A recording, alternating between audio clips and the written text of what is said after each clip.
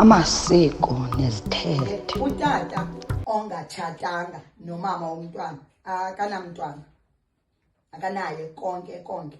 Umntwana wakhe isiduko sisakho kwenu, uba uyintombazana yafumana umntwana, isiduko sakho kwenu sisiduko sakhe umntwana.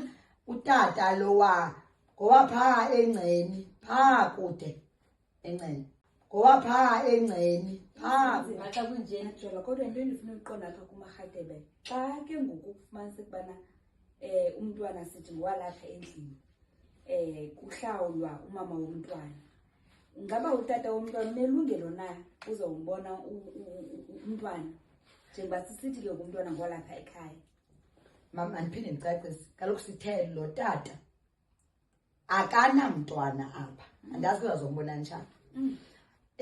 Into efika igqwethe ifune ukuba ootata bazibhaqe banga uba banabantwana, yinto yokokuba sithande ukungcabalaza kule mihla, sithi sibambe isintu sibe siphuthaphutha namasiko ezintlanga zasentshona.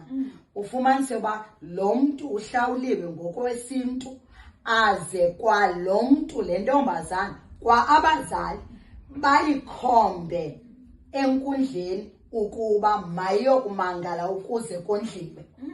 Yakwenza njalo ke ngoku inkundla yona yasentshona, xa umntu ehlawula isondlo kuyo, imnika ilungelo lokokuba angeza azokumbona umntwana lowo amondlayo enkundleni.